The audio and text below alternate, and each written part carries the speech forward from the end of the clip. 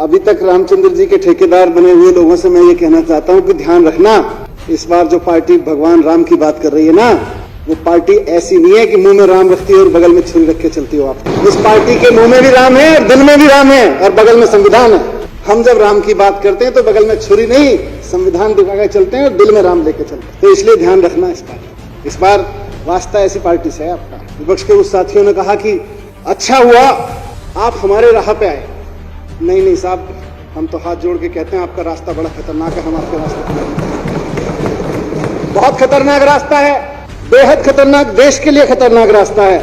आप देशभक्ति की बात तो करते हो, जिस रास्ते पे आप चल रहे हो उस रास्ते पे चलते हुए आप देशभक्ति की बात तो करते हो, लेकिन पूरे देश की राजधानी को पिछले 15 साल में आपको चलाने का मौका मिला है, एमसीडी की सत्ता।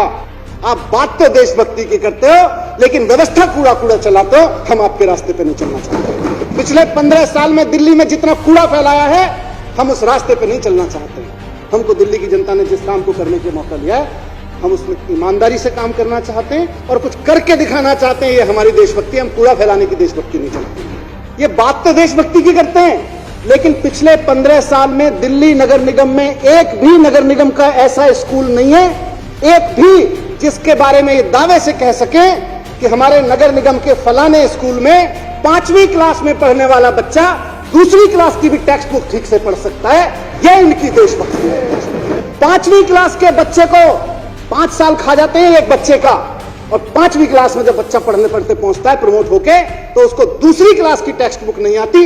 ये आपका रास्ता है, ये आपको मुबारक हो। हमें ये रास्ता नहीं चाहिए। हमारी देशभक्ति ऐसी नहीं, हम बिल्कुल ऐसी देशभक्ति नहीं करना चाहते हैं अध्यक्ष महोदय।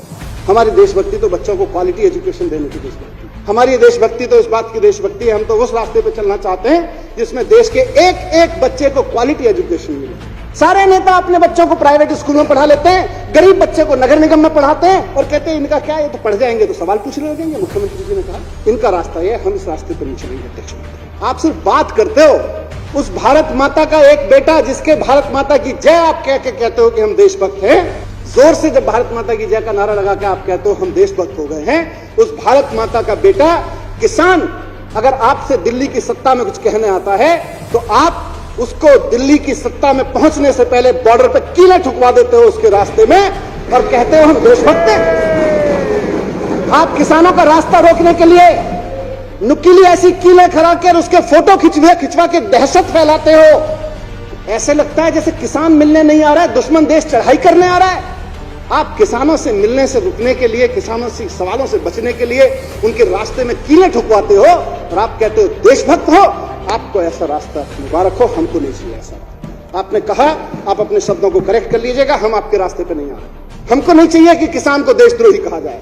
जिस किसान का बेटा बॉर्डर पे जवान बन के बैठा हुआ है, आप देशभक्ति की बात तो करते हैं। ये कहते तो हैं कि मोदी जी फौजी की ड्रेस पहन के पहुंच गए थे तो चीन पीछे हट गया, मोदी जी ने ये कर दिया था, मोदी जी ने वो कर दिया था। कहते तो हैं, उस जवान की शहादत का, उस जवान की बहादुरी का क्रेडिट तो लेते हैं, लेकिन वो बेटा, उस किसान का वो जवान बेटा अगर खड़ा होके वर्दी पहन के ये कह दे कि मुझे फौज में जो दाल मिल रही है उस दाल में पानी ज्यादा है और दाल कम है, उसे पागल करार दे देते हैं और उसको नौकरी से निकाल देते हैं ये लोग। ऐसी देशभक्ति आपको मुबारक हो। हमें और हमारे देश को ऐसी देशभक्ति नहीं चाहिए। देशभक्त कहते हैं अपने आप, जवानों के काम का क्रेडिट लेते हुए शर्म नहीं आती। जिस जवान ने यह कहा कि मुझे दाल नहीं मिल रही है, दाल के बदले पीने का पानी मिल रहा है, उसको पागल करार दे दिया इन लोगों ने और उसको नौकरी से निकाल दिया इन लोगों ने। उसका क्रेडिट लेते हैं और कहते हैं हमारी राह पे चल रहे हो। ऐसी राह मुबारक हो जहां हम अपने जवानों को पागल कहते हो। अगर वो हमारा जवान खाना खाने को मांगे और कहे दाल तो ठीक से दे दो यार, ऐसी आपको मुबारक हो। हमको वो रास्ता नहीं चाहिए अध्यक्ष महोदय। आप देशभक्ति की बात करते हो। इन मिलावटी देशभक्तों को जहां भी सरकार चलाने का मौका मिला है, जिस राज्य में भी सरकार चलाने का मौका मिला है, इन्होंने बिजली कंपनियों से पैसा खा खा के वहां के आम आदमी के बिल इतने महंगे कर दिए हैं कि वो खून के आंसू रोने पे मजबूर है। इसको ये अपना रास्ता कहते हैं, इसको इनकी देशभक्ति। आज हम जिस बात की बात कर रहे हैं, हमारा रास्ता यह है कि दिल्ली के हर आदमी को, वो चाहे कितना भी गरीब हो, उसके घर में कम से कम एक चिराग तो रोशन हो सके, एक बल्ब तो जल सके। ये हमारी देशभक्ति है। एक आदमी अपने घर में बल्ब जलाने के लिए 2-2 हजार, 4-4 हजार रुपए का मासिक बिल चुका है। ये आपका रास्ता है, आपको मुबारक हो। हमको नहीं चाहिए रास्ता। हम नहीं चलेंगे इस रास्ते पे। हमें तो खुशी है, अरे आप भी देशभक्ति करो, हम भी देशभक्ति की बात करें। कांग्रेस महाभेत्ता में बैठी है, बंगाल में जो पार्टी बैठी है, सारे देशभक्ति की बात करें, देश का कल्याण होगा। लेकिन कम से कम देशभक्ति की बात तो करो। देशभक्ति का मतलब क्या हुआ उसको तो बात करो।